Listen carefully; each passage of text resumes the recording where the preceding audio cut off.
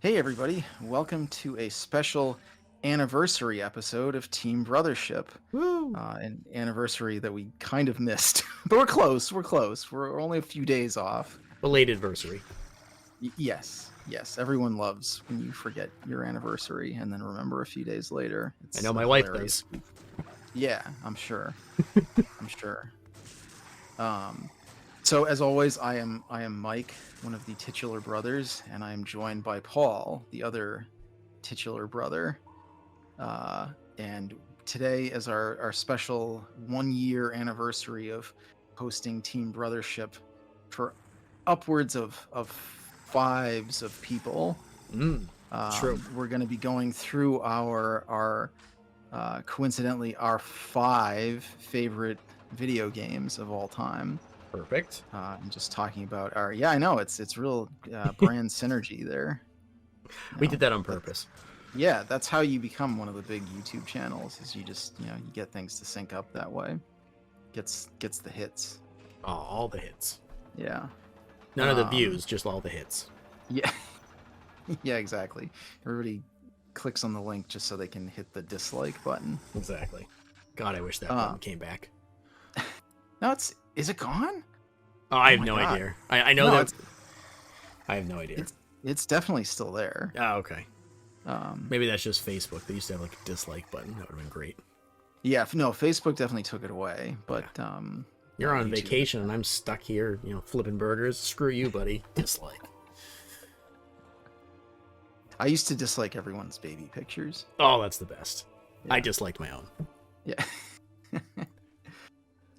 So we're gonna go through. I'll have some kind of hilarious game footage streaming in the background for your enjoyment if you need flashy pictures. And we're gonna be going through our top five favorite video games of all time. Do they have to be from this country?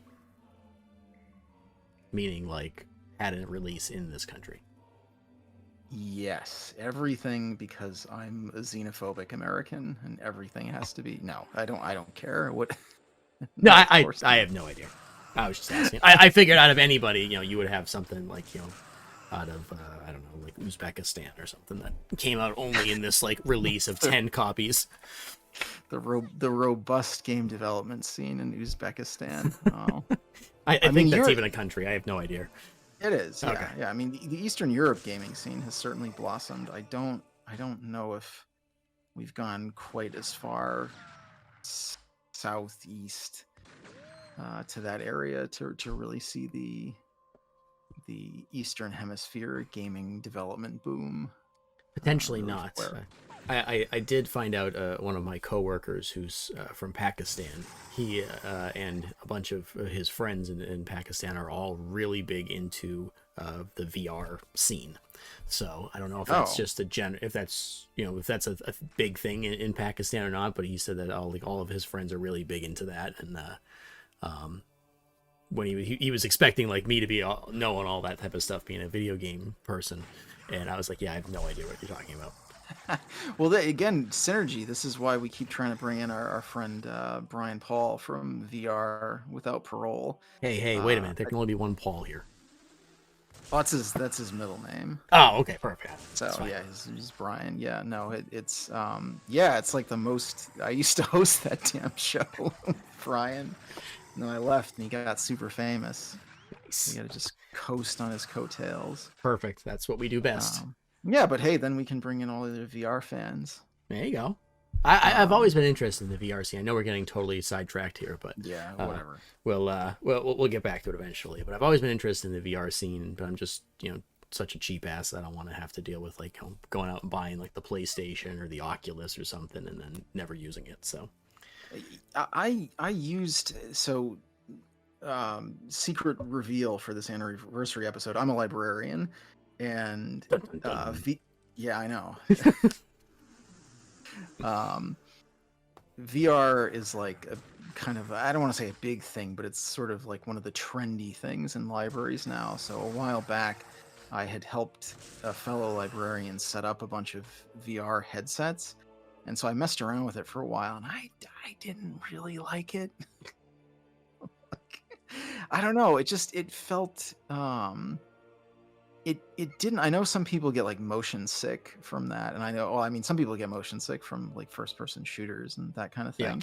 I didn't get motion sick, but what it happened was there was like a weird discongruity between like what I was seeing and what I was feeling, Wait, hold on. and that I really hope that you're one of those people who are like in like the roller coaster ones, and as you went down, you just like fell on the floor and like rolled down a flight of stairs or something, and all the people in the library was like, "Oh God!" yeah, when the game said I needed to run, I just ran straight through the TV. Exactly, perfect. Yeah, and just God, I love those smashed up videos. the flat screen. Yeah, I just put a big smash right in the flat screen TV. Sorry, I interrupted. So what were you saying? No, well, it was like there was a scene. I was watching some video with like dinosaurs, and there was a bit where one of the dinosaurs like throws another dinosaur, and it goes at you, and it's supposed to be like a whoa, kind of moment, like all the VR is kind of all jump scares. Yeah. But it went under the goggles, so like if that had been real, the thing would have hit me square in the chest and knocked me over. And like, my body tensed up for it because like that's what good VR is supposed to do. But then nothing happened. Like I didn't feel the impact. I didn't feel the breeze. I didn't smell it at all. And it just suddenly like there was like this dramatic disconnect from what I was seeing and what I was feeling. And that almost started not queasy per se, but it made me start to feel kind of sick almost. Interesting. Yeah, I definitely cannot say I've experienced that, nor would I want to by the sounds of it. So yeah, I don't know. Well, we'll have to see. Maybe Brian can convince me otherwise, and we'll figure that out. Yeah, no, we got to get him on an episode. But speaking of getting things, we need to get the show going. Yes, I have things to do. So yeah, no, but yeah, so that's true. I don't. I need to go sit down and play Switch for a while. exactly. So we're going to talk about our top 5 games. I don't know what Paul's picks are. I mean, he's been joking that all of mine are going to be like obscure Japanese weirdo games. And they are, right? No, I would assume that you could easily guess what at least 3 or 4 of my top 5. Probably. Where like I don't really, I mean, I know what games you've really liked over the years, but I guess I don't really know how you would necessarily quantify things. So I'm kind of curious to see what you pick. Yeah, I will say it was hard. Like getting all 5 of them down was pretty easy, but then trying to figure out like the order was kind of tough. Well, sure. And that was the big thing. And I did put down more than 5 as I considered some honorable mentions that maybe if we have time I'll bring up briefly. But yeah, I think you'll be able to guess some of mine as well, presumably through various conversations over the years. So we will see. Through the act of brothership. Exactly, the brothership telepathy that we share. Yeah. Just like that how was that brother and sister like superhero duo where they could read each other's minds so they could, I don't remember, maybe that was just a Family Guy episode. I think you're imagining that. Yeah. I thought you were going to say I thought you were going to say Zaymon Tomax first. Oh, G.I. Joe. That would have been much better. Yeah, and then I was thinking you were going with the Wonder Twins. Oh, that was what I was thinking of, the Wonder Twins. The cartoon? Yeah. I don't remember the Wonder Twins at all. I just remember the Family Guy skit about the Wonder Twins. Well, yeah, I mean that's pretty much peak Family Guy humor, 80s pop culture. Exactly. Which is pretty much all the humor I have is watching Family Guy over and over again. Nice, that's good. That's why our internet comedy show has been so successful. Anyway, so Yes. I want you to start. Okay. I and we're counting down, right? So starting at 5, going down. Starting at 5, yes, because Okay. Otherwise it's lame because we can tell our favorite right off the bat. So yeah, so this was a tough one. I like I said, I kind of struggled with the order in which I wanted to put these. But I put so for my 5th most favorite. I want to say top, but it's like the reverse of top. But it's not my least favorite, so whatever. My fifth favorite. Yeah, your fifth favorite. Yeah, that's fine. I put as the original Fallout.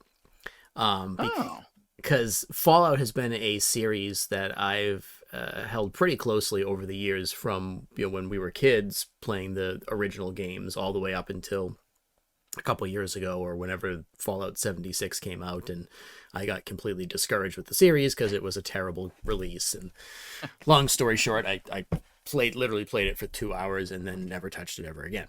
is that that was the MMO that got released with no NPCs? Yes. Yeah, I know we're talking about my favorite, but just a quick aside on this. It was I played it for the 2 hours I did.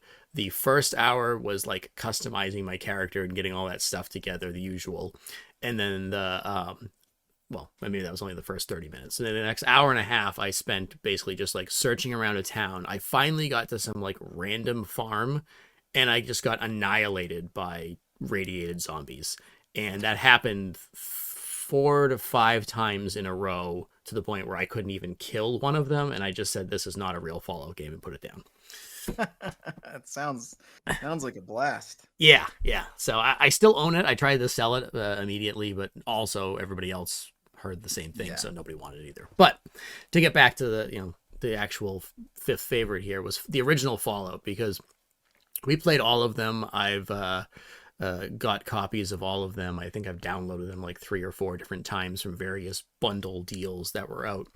And I always enjoyed the original kind of like turn-based style that they brought, and it was like a tactics where you had like the square grid and you could move around. And I don't think I really liked that as much when we were kids, but over the years that style's kind of grown on me to where I feel like that's one of my most favorite styles of games these days. And the reason why I think it's in my top 5 versus some of the other games I've played is because there are actually times where I'm just like sitting doing something, I don't know, coding something for work, or writing someone's review, or I don't know, who knows, but and I'm just like, damn, I really want to play the original Fallout. And that kind of just, that nostalgia that I hold towards it was kind of the big reason why I think it fits in my top 5. So was that something you had predicted, perhaps? No, I would not have guessed that one. I mean, I remember from childhood, which this is a total aside, but like I remember when we were growing up, like nowadays you see kids playing like M-rated, the little kids playing like Grand Theft Auto or God of War or something, and you're just like, oh God, how do their parents let them get away with that? And then, because like, I mean, we didn't really watch, we couldn't even watch The violent Simpsons, movies. really. Yeah, like our parents were kind of restrictive about that kind of stuff, except for video games, like for some reason, because like I definitely remember like dad brought home a computer from work at one point that had Doom on it. Yeah. And like he was just like, oh yeah, you can play Doom, like just don't use the chainsaw because that's gross. And I was like, all right, fine. And like, yeah, we played like Duke Nukem and Fallout, which is in a it's a top-down sprite-based game, so you don't really think about it, but like it had some super gory moments in it. Oh yeah, and quite frankly, little kids and like yeah. I mean, not that part, but like quite frankly, like those were some of my favorite parts about it. Not necessarily the goriness, but like the kind of coolness, like we were just talking about you were able to like pinpoint different parts of the people because it would do more damage or more or less damage. Sure. And if you like had like a critical hit or something, I mean, you could like explode the person's head if you shot him in the head and things like that. So yeah, it was definitely more on the violent side. My favorite part about it, it was kind of the introduction for me to like the post-apocalyptic world games. Yeah. And I just have some strange fascination with the Brotherhood of Steel, which maybe that's my techno. Because you're secretly a techno-fascist. Yeah. Which maybe that's my technology background that I have, but I've just really been fascinated with that, and like the kind of the cool cool technology they had, but also like the post-apocalyptic world and the turn-based part of it. And it was kind of like an RPG, but it was slow going, and um, you could save at any point in time, which for me, I was terrible at games when I was a kid. So like if I didn't save at the right time in most games, I could screw something up. So um, I just really liked the whole feel of it. And I will say between like 1 and 2, because I was trying to think of like which one I liked more, and quite frankly I couldn't exactly remember which one. I remember how they start, but I couldn't remember which one was which starting point. And so I just quickly had to look it up today before this to make sure I was thinking of the right one. And the kind of just like almost like Mad Max feeling of the original one, where you're kind of like just the like looks like you're like a biker guy with the base armor once you get past the very beginning, was just kind of the cool part. Versus I believe in the second one you were more kind of like coming out of an actual vault, part of the part of a colony or something, and you kind of had a little bit of that, the game under your wing. This was kind of like the very beginning in one, so I really like that part. Yeah, one starts out with you going out from the vault to recover parts because your vault's like water purification Yeah, system or something is failing, and then 2 starts with you're part of this tribal village already. So yeah, it's definitely a different vibe. The games are very similar in certain ways, and like I think like you, I also sometimes forget what happened in one versus the other because they're once you kind of get out in the world, there's a lot of similarities. yep, But but you're right in that like the first game is a much more isolating experience because you start out leaving your home, which is this underground vault that nobody that who's living there now has ever been outside. right, So it's like you were venturing out into the unknown, and they lock the door behind you. So like you are totally on your own for the first little stretch.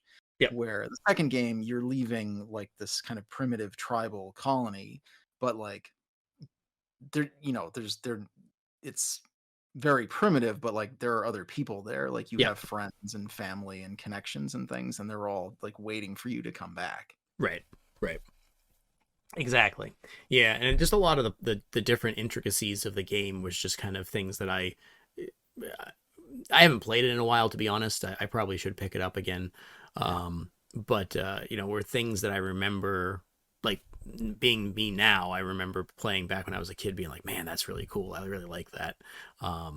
I think you actually introduced me to the series, to be honest, and it it just was kind of one of those kind of turning moments. Was like, yeah, this is a style game that I like, and that style of game, yeah, and even the series for that matter too, has just been with me from that point to now. So that's really why I think it kind of fits within my top 5. Yeah, no, it's a great game. It's definitely one. It's not in my top 5, but it's definitely a game and a series. I know some of the more recent Fallouts, well, 76 is objectively poor, but Yeah. although maybe you want to give it another whack because I just heard they reintroduced this massive Brotherhood of Steel based quest line now. Yeah, I haven't picked it up. Well, basically since the day it was released, because I bought it the Yeah. same day. But it's drastically changed from what I've heard, so I might pick it back up again. I've played pretty much all the other ones. With I know you hate me saying this, but with the exception of New Vegas, it's the only one I have not played. But I've played No, all that's the a other good ones. one. That So is a good one. Yeah. Did you ever finish the first one?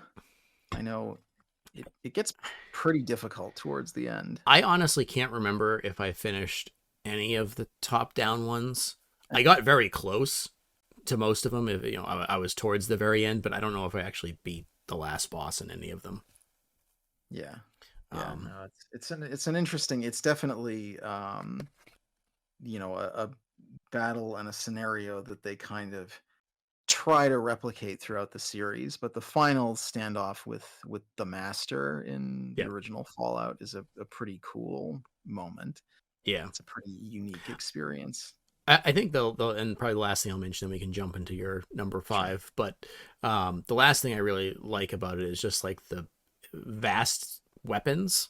Like it Mm, was kind of like an interesting. It has like that same style as games like Diablo or whatever, where you have like the inventory and you can use different weapons and you have proficiencies and such. But you also have ammo and just like the cool. Not only could you get a shotgun, but you could get like a laser gun and all these other different things. So it was just really neat, and I like that style and that you could switch things in and out. So yeah. yeah, no, I felt that I think for me one thing you'll probably see over the and now I just realized as I'm saying this that I missed one of my my actual top ones, so I have to sub one out for a Oh minute. man, Oh man, live on the show. shifting on the fly. This Yeah, is yeah. But I think one thing you'll kind of known from me from growing up and stuff is one of my big things is when there's a vast variety of something, whether it's weapons, skin, like skins, characters, etc. So yeah, that makes sense. Well, cool. Yeah. that's a decent segue into my fifth game, which I think will probably may be the only one on the list that surprises you a little bit. Okay. Uh, but yeah, speaking of vast characters, so I kind of went back and forth. I don't know if I've ever mentioned this to you, but like in my nerdy boredom a number of years back, I actually created a list of like my favorite 100 video games. So this was an easy pickup to Oh, figure out perfect. which one, for me. But there was one near the top that I was like, oh, my number five on the list was one that I was like, oh, I don't really know if I want to talk about that on a show, because I don't know if it's going to be all that interesting, as opposed to like, oh, I'd rather talk about, like you were saying, some niche little nerdy weirdo Japanese import game, which was like a little bit further down.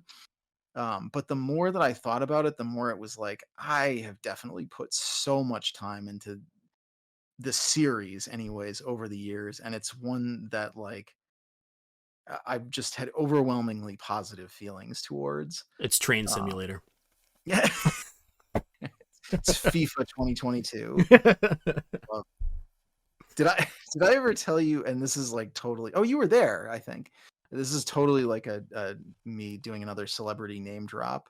But when I interviewed Kat Bailey from IGN a couple of years back, Hmm. I interviewed like her and Jeremy Parrish and a few other people. Jonathan And Frakes.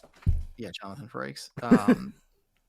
And now I feel like an asshole because I'm forgetting some of the names of the other people that I interviewed. But we did like a big panel discussion with a bunch of game journalists. But I interviewed her, and I asked them all like, what is your favorite like crap game? Like the game that is the most objectively bad that like you still love. And her answer was the FIFA series, and it was just so funny. Like she just went off on FIFA, but it was like, but I still keep buying them, and I'm gonna put probably 100 hours into the next one. Yeah.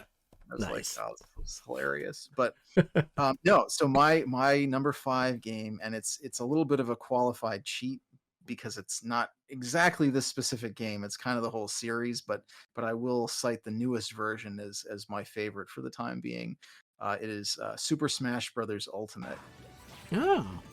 for the Switch. I, Um, I know we've had our times with those games, so I could kind of see that, but I definitely wouldn't have picked it in your top five. right, yeah, no, I figured this would be. I suspect this will be the only surprise, because, yeah, man, and it's funny because like way back when we were kids, you got the game for the N64. You had Hmm. an N64 that you protected viciously and would never let me use. It was my very Uh, first system that I bought with my own money. you bought it yourself, and so I wasn't allowed to touch it except Yep. when I got Paper Mario, and I would Yes. like take it for a while. Yep. Um, but I remember the first Smash Brothers. I was like, yeah, this is fine. Like it's a Nintendo fighting game. Okay, like it's kind of quirky and funny. Yep. But then when I was in college, one of my good friends had a GameCube and a copy of Super Smash Brothers Melee, Hmm. which again I hadn't really given much thought to because I didn't particularly care for the first one. But I played that, and that game like blew my mind. And I think some of it was because it looked a little bit nicer. It had Hmm. some nicer backgrounds, some more dynamic levels. The fighting was a little bit faster. Uh, but what really blew me away was just like the breadth and the depth of like the character roster, and then sort of based off of that, the just like general Nintendo nostalgia factor. Yeah. Because the roster for the original Smash Brothers was pretty tight. It was just like Yep. the real basics. You had, Link, Mario, Donkey Kong, Kirby, Pikachu, a couple other people, and then a few like little weirdo unlocks like Yeah. Ness from Earthbound and Captain Falcon Yep. and your Luigi, who is just like Green Mario basically. But Melee just blew it open. Melee had so many characters in it. Yeah. They brought in the Fire Emblem guys for the first time. I'm trying to think. I'm going to lose track of which character was introduced, but like they just brought in so much stuff. Yeah. And and then they had all the unlockable trophies and things that you could do, and just there was so many little secrets and interesting things. And I feel like pretty much every other game, like every game since then, has just added more and more and more. And they, it's shifted around a little bit. Yep. But then in Brawl, they introduced some like non-Nintendo characters for the first time, which really kind of busted things open. And now that we're up to Ultimate, like the most recent character unlock was Sora from Kingdom Hearts, which is like, so now you're introducing like kind of Disney characters into Smash Brothers. It's just so it's gone from being like this sort of quaint homage to Nintendo history to this like celebration of all the joys of video games. Exactly. And the other kind of cool thing that I think about, especially the most recent one, is not only did they, increase the amount of characters and levels and things like that, but they also introduced like different modes that you could play in. And in the most recent one, there's like a very cool like I don't even know what you want to call it, but it's like a giant map story mode where you can go around and like do different missions, and each mission has like special type of battle that you have to do. And I also own that one and a couple of the other ones, and I think that's an awesome concept that they've continued to grow, and has made the games not just repetitive like your Call of Duties or whatever that's just over and over and over again the same thing, but it's given it a lot more of a difference from game to game to keep people coming back. Yeah, there's so much content there, and what you were saying about the adventure mode, I think it's called now, Something like that. I know when Brawl came along and they introduced the story mode, Subspace Emissary, like I feel like that has a really bad reputation, but I love Subspace Emissary. It's so cheesy and funny and silly, and just like you've got all these Nintendo characters all like working together, and adventure mode introduces a little bit of that, but not quite as much. But it's just so funny, like that scene in Subspace Emissary towards the end where all the characters are like flying into the portal. And they're all riding their like different spaceships. Like Fox and Falco have their R-wings, and Samus has her ship, and Captain Falcon's flying his racer, and like they're all just, Kirby's on his warp star, and then you see like Captain Olimar's like junker smoking little piece of crap ship like puttering along,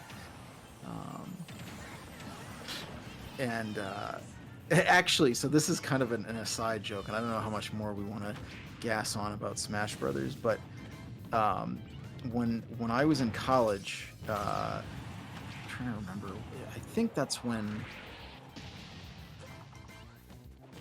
there was a moment. Now this was after college, actually.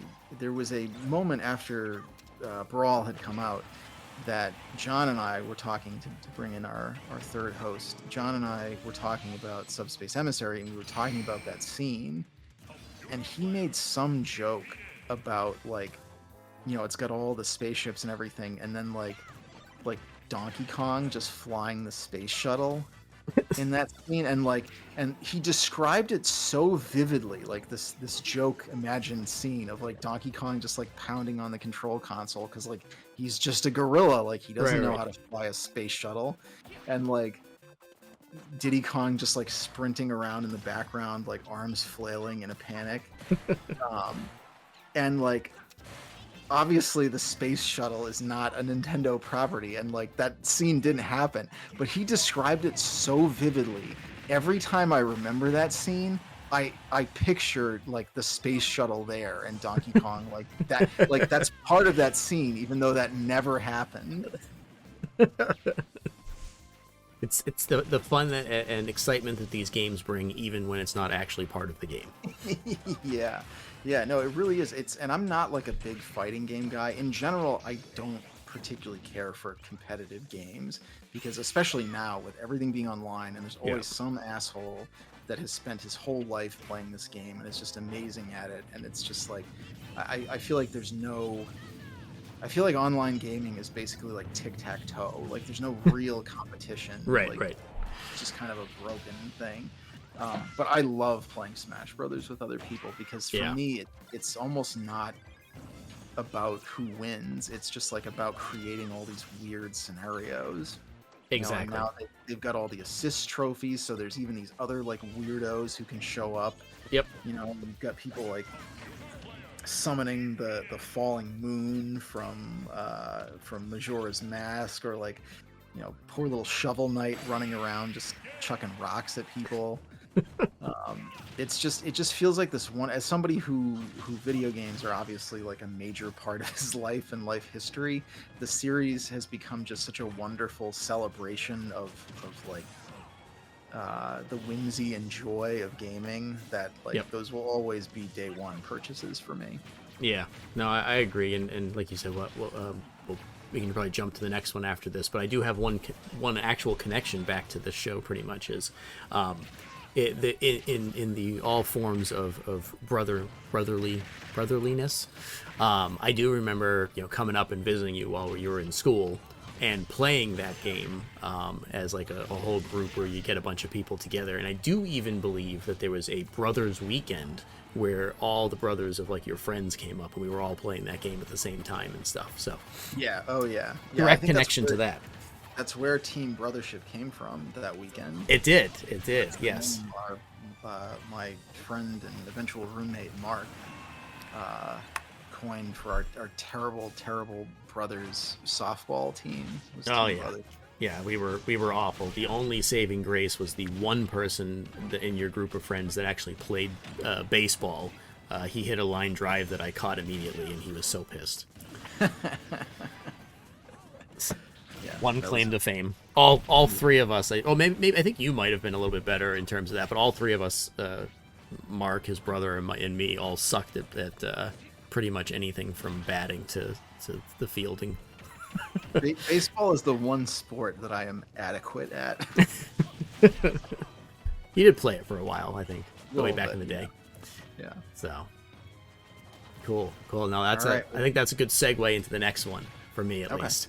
So number 4 for me is a little bit more newer for me, but has kind of found a special place in my heart for games and ones that I will continue on, even though I am horrendously bad at, but will continue to play to try to get better and probably never happen. But I'll pinpoint a specific game, but is overall the Dark Souls from Soft series of Dark Souls, Bloodborne, Elden Ring, and such.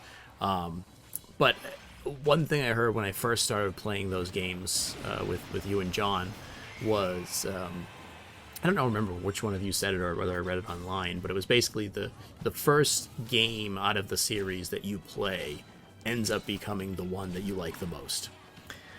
So I don't know if you remember the first one that we played as a group. Do you? I'm trying to think. Was it Dark Souls 2? It was Dark Souls 2, which is my fourth pick. and what I think most people probably think is the worst Dark Souls, or worst in any of the FromSoft series. But yeah, no, there's just something about it. I think it was just the introduction to that world and that style of game, and just all the hype of like, this is the hardest game in the world, and always seeing the memes that just says you died and losing all your money and everything. It just, there was something about it that I really liked, and got into, even though I was completely awful. I was your typical, full on Havel suit with everything, and Oh yeah. had the giant shield, and I'd never rolled or did anything. I've come a long way since then, but yeah. So again, similar as I was mentioning with Fallout, and the vast amount of intricacies for like items and clothes and characters and stuff. That was another thing that really, with Dark Souls, was something I loved. Was it's just the vast, you can play as multiple different styles of characters focused on like the D&D, the D&D style stats, and depending on which stats you choose, you can wear different armor or use different weapons, and there's a whole slew of different things. And so I really enjoyed that part in the whole series, and just kind of getting into that. Yeah, it's definitely one that I don't want to. John and I are planning to do a fairly lengthy kind of retrospective series on the Souls games. Giving away our secrets. Yeah, so I don't want to I don't want to poach from some of the things that I plan to say about that, but it's definitely a series that I've come to love quite a bit as well.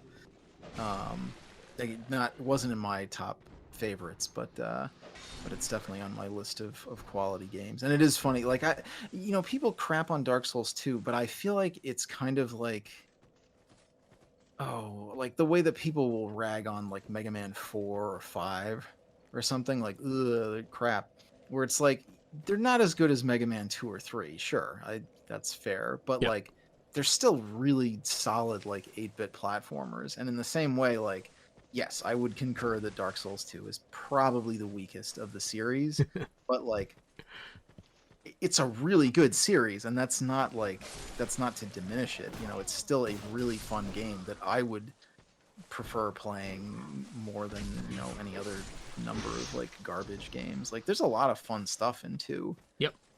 It's not as necessarily thematically coherent. If you read a little bit about the development of Dark Souls 2, it's kind of messy design compared to how like tight some of the other ones are.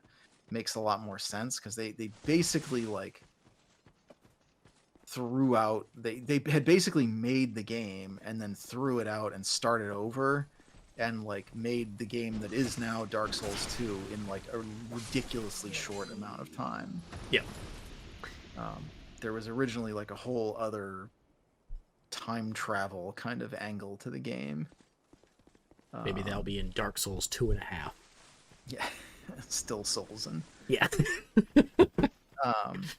But yeah, we don't have to get too much into that. I know you and John, like you said, are going to be chatting about that a little bit more. But I think in general, for me, the series as a whole has been kind of a something that I never thought I would want to get into, and now I find myself, constantly playing Elden Ring, or I'm playing with some of my other friends Dark Souls 3 all the way through again. And it's something I've started to be really enjoy and continue to want to continuous play. And just as I mentioned at the beginning, is like the first one you play kind of is that entrance into the game series, and that becomes your favorite. So that's why I put 2 as number 4. Yeah, no, that's fair. It is funny. It was definitely John that said that, because I know that's kind of his feeling as well. Although it's funny because like I don't really follow that, because I feel like I'm a Bloodborne guy, and that was one that was much later for me. Yeah. And was one that I didn't even necessarily like the first time I played it, but upon repeat playthroughs, I feel like its style and its gameplay has really clicked with me. I probably enjoy 2 and 3 more than the first game, which I also know is like sacrilege, but Wow. Yeah. For any of those people who have watched, or I think we posted my one Demon Souls, maybe two Demon Souls videos, you can tell how absolutely terrible I am at these games the first go through, especially when I'm playing by myself. Um, but yeah, so yeah, no, it's definitely been exciting, this series, and getting into it. And so I'm glad it's in my it's in my top 5 just because of that. From the scratch, it's allowed me to kind of get out of my comfort zone of gaming. So Well, speaking of comfort zone of gaming, settle in because my next 4 are gonna be like, yeah, super comfort food, not surprising games at all, I think. Um, so when I was younger, I definitely, we had, as kids, we had an NES as we were growing up, and I was definitely into video gaming, and especially like the kind of Capcom, Konami action style games. I was a big Mega Man guy. yep. I was kind of into the Castlevania series at that point. Um, Trying to think of what some of my other favorite games were. I liked the Ninja Gaiden series, like all that kind of stuff. And I knew about role playing games, or this Final Fantasy was big back then. The Yep. Dragon Warrior games were, maybe not big, but people liked them. And even stuff like Legend of Zelda, I knew people liked a lot. And I as a child, I kind of thought of those as like the talking games. And it's like, I don't have any patience for that. I want to just go back to blasting robots and stuff. It's the books without pictures. Yeah, exactly. We liked all the like the Disney Capcom games, that kind of big, colorful, fast-moving kind of stuff. Yep. Um, and then after I got a Super Nintendo, or we got a Super Nintendo, I guess I, had no money to buy extra games, and so as many children did at that time, we would rent games, and the thing you were looking for wasn't always around the day you were renting. And so I remember one day there wasn't a whole lot around that I wanted to rent, and so I grabbed a copy of The Legend of Zelda: Link's Awakening. And Oh. I was like, I kind of like those. The Zelda games are okay, they're not too chatty. And I remember that game just like blew me away. Like the little hints of story, and just like the way that the game starts with like the rainstorm, and you have to Mm-hmm. sneak into the castle and rescue the princess, and then she gets kidnapped again, and you have to go into the dark world. Yeah. And I remember it just totally blew my mind, and suddenly, like, that was the game that suddenly I had to play all of those talking games after. Like, I got into the Secret of Mana and Final Fantasy, and I was like, just keep them coming, I love this stuff. Yep. uh, and I've been a big Zelda fan since then. Yeah, hit or miss. Not all of the games have been great, but I've really loved that adventure feel. And Link's Awakening is a game that I still really, really harbor a lot of affection for, and I play through that probably every year or two. I can do it in like 2 sittings now. uh, You just played through it recently, didn't you? I played through. Oh shoot! Did I say Link's Awakening? I You meant did. Link to the Past. Okay. Okay, that makes more sense. Well, yeah, nobody's gonna understand. They're gonna be like, "What? That wasn't on the Super Nintendo." Yeah, that's why I was saying Link's Awakening, because I did just play through Link's Awakening. No, Link to the Past, the Super Nintendo, Okay. Legend of Zelda: Link to the Past. Yeah, I was I've got totally confused. I remember both those games. I was like, something's not right here. yeah, I've got Link's Awakening on the brain because I just finished that Let's Play. No, Link to the Past is a game that I have held in high esteem for a very long time, and it's one that I always go back and replay quite a bit. Yeah, I that was one of the few games that you had back then that I actually like played through for any length of time, and I got through the whole first part till it like switches from the normal world to the upside Yeah. down world, dark world. I forget what the hell it was called, and then you have to do like the entire thing over again. And I was like, this is bullshit. I'm not playing the whole game over again. I already beat it. So It's like way more. It's not the whole game over again. There's It's like the 2/3 mark or the 1/3 mark. You got 2/3 of your game left to go at that point. I don't know. I beat the last boss. Then they just told me to do it again. So I was like, nope. I was a kid. I didn't know anything. Yeah, no, that's only like a third of the way through. You got most of the dungeons after that point. Man, I thought it was at least halfway. Now I'm just really depressed. I'm gonna have to play it again. I'm sorry. Yeah, you will get one of those SNE. Well, no, you can download it for the Switch. I think that's true. One of the Switch Nintendo Play games or whatever they're called. Yeah, I could do that. Yeah. It's kind of the pinnacle of adventure games for me. It's nice and breezy. There's a plot. There's a plot holding things together. There's characters, but it's nice and breezy. You're not getting bogged down with a lot of unnecessary dialogue. Mm-hmm. A lot of garbage cutscenes, and it's a fairly dark game too, in a way that it. I think ultimately, Ocarina of Time is the game that really solidified the Zelda series tone. But I think Link to the Past is when you first start seeing kind of the real Zelda style, as far as like art design and characters. Like the Zelda series is silly and fun, but it also has a little bit of a dark edge. There's a little bit of like creepy weirdness on the peripheral. I can see that.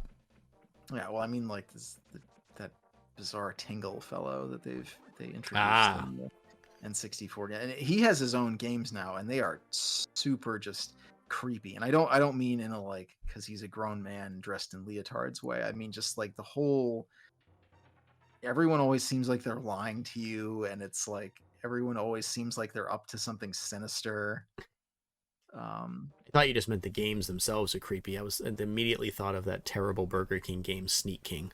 Oh, Sneak King. Yeah. That's what I hope that's on your list, because I forgot. I left it off mine. Oh, you just ruined my number one.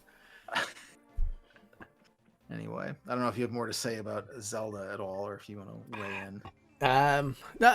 Not too much particularly. I mean, that was kind of the first Zelda game that I ever played. I am probably again, sacrilege, like you mentioned about the original Dark Souls for you. Like, I don't like Ocarina of Time or Majora's Mask at all.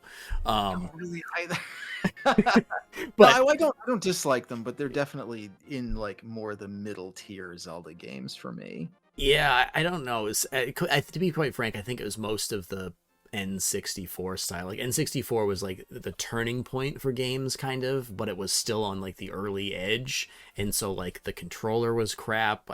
I'm not. The graphics weren't quite there yet, so I wasn't a big fan of anything that was on the N64, to be honest. Even though that was the first system I ever owned or bought myself. Yeah, no, with the exception of a handful of kind of more stylized games like Paper Mario. Yeah.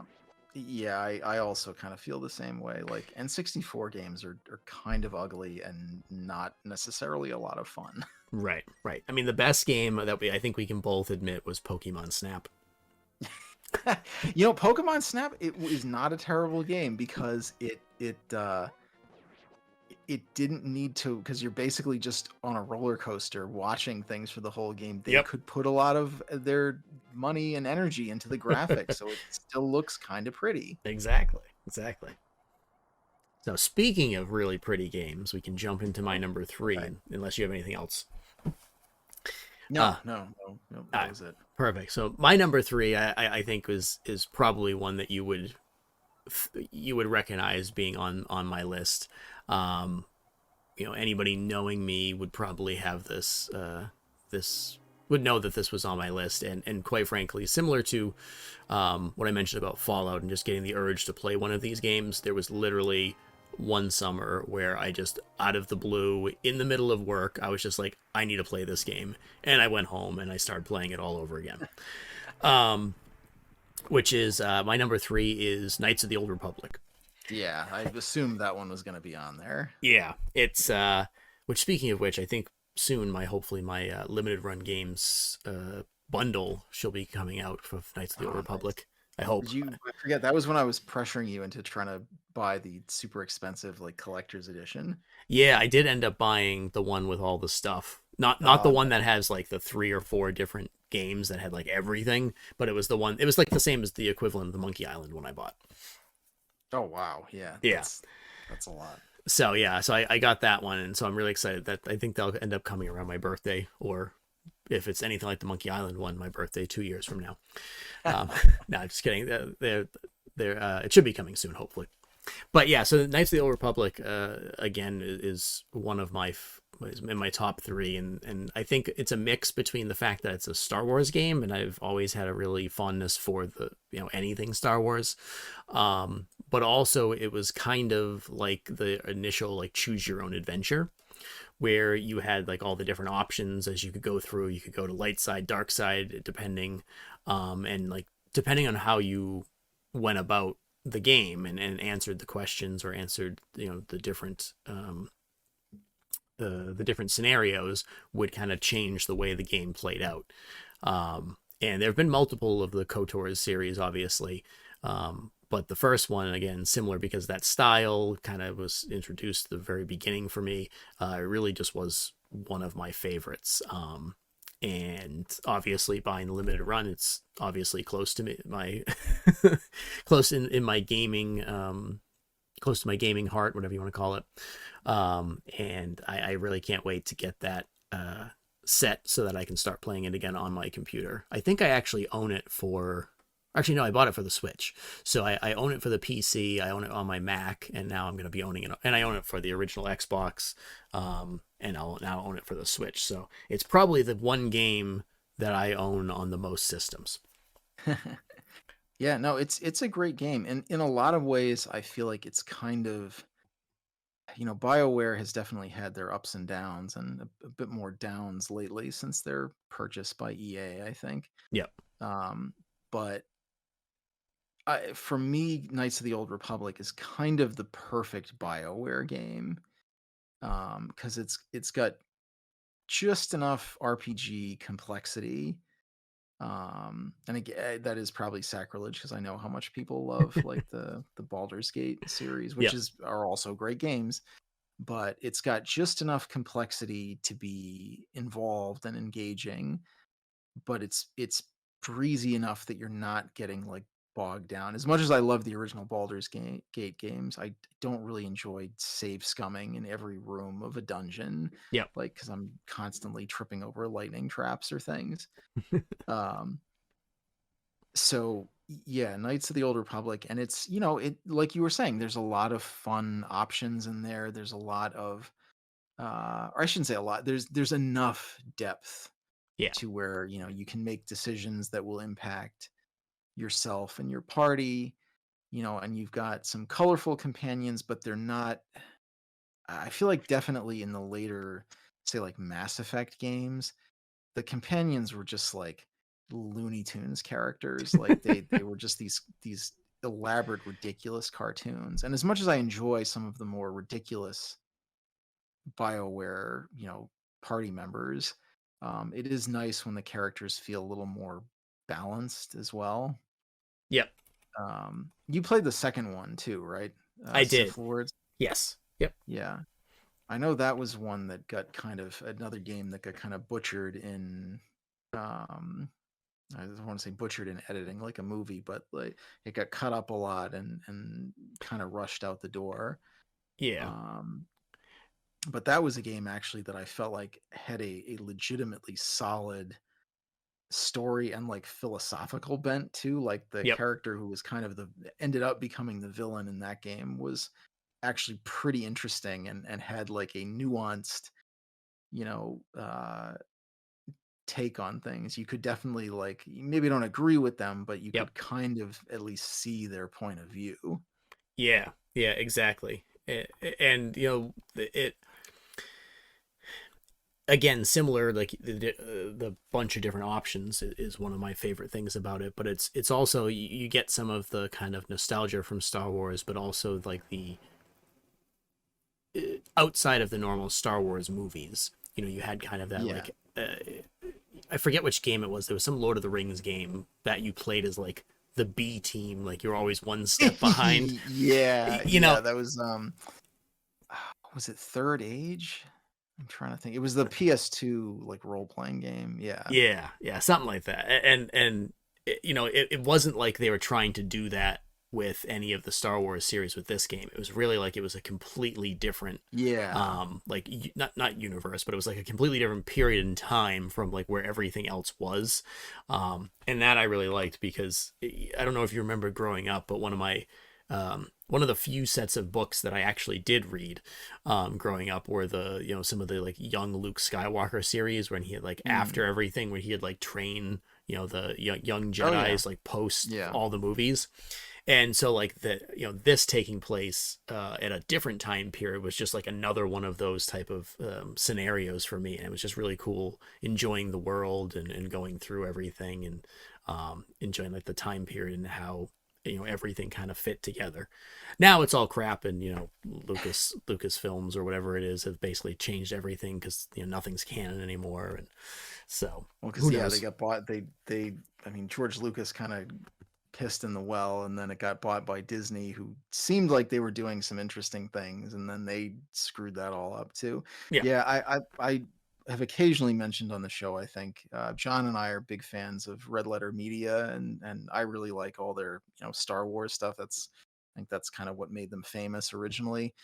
But they talk a lot about how it's so frustrating with Star Wars movies because the universe feel especially in the early movies, like the universe feels so rich and interesting. Like a big Yep. part of what makes the first Star Wars movie so fun, I mean, yeah, the first three, but especially the first movie, is that you feel like this is just one story going on in this like vast, vibrant, colorful, maybe a little scary universe. Like Yep. my favorite scene in the original movie is the cantina scene with all the weird aliens and the band and things. And I mean, a big part of that is just because and as a kid, I like creatures and things, but also there's this feeling like after that scene when Obi-Wan and Luke leave with Han and Chewbacca, like all of those other characters like go off and have their own adventure. Yep. And a big part of what has sucked about so much of recent Star Wars media has been that they just like keep regurgitating the same friggin' story like over and over and over. You have a Skywalker who has a lightsaber and a destiny and blah, blah, blah, blah, and it's just Yep. like the same crap, and it's like you're just pissing away all of these wonderful opportunities. And like you were saying, that's a great thing about Knights of the Old Republic is that like there are some references there, that you got your Wookiee character and Yep. there's your kind of Han Solo surrogate character, but there are also things that are like wildly different, and you do a lot like the um there's a fairly big twist, which I mean is a million years old, but I'm still not going to spoil it, in the original Knights of the Old Republic. And that's kind of like a cool weird twist to that story, and it's something that's different. Yep. The character of Bastila, who's kind of in some ways is the protagonist, is the hero of that story. Yep. Um, Even though she's, just one of the side characters, like she's kind of the hero of that story, and like she's a really interesting, complex character. Yeah, and I believe it's this one. And again, I'm really bad, but I can't remember people's names very quickly if I introduce them. So like the if I'm introduced to them, so like remembering like one game in a series of like two or three, I'm terrible at remembering exactly certain scenarios. But I believe Knights of the Old Republic was also where you first kind of were introduced to the Mandalorians. um, yeah, kind of. Yeah, no, Uh, that's true. You meet shoot, what is his name? Mandalore. Eventually, yeah, but there's a guy, you meet a Mandalorian and he doesn't have the armor on. Oh yes, And yep, then yeah, then later in the second game, like he doesn't say that that's him, but it's clearly he has become Mandalore. He's become the leader of yep, that group. Yeah, and it's the series, the Disney Plus series, The Mandalorian, is a little, they kind of tweak the story a little bit, but it's pretty similar to the one from Knights of the Old Republic. right. Yeah, Like that's their whole deal. I haven't watched that yet. I really should. I haven't watched any of the series to be honest, or even finished the whole set of new movies. But I got to do that. But yeah, so like that all of that type of stuff tied together, and like just being a kid and being obsessed with Star Wars and lightsabers and Mace Windu because that was my favorite character. Nobody can say otherwise. Um, I So mean, yeah, Samuel L. Jackson is a very charismatic man. he is. He He's is. kind of awful in those movies, but he's still Samuel L. Jackson. He still has an element of magnetism to him. Exactly. And then all the terrible like playing that me and my friends and cousins did pretending to be Star Wars characters, that was always him. Fair enough.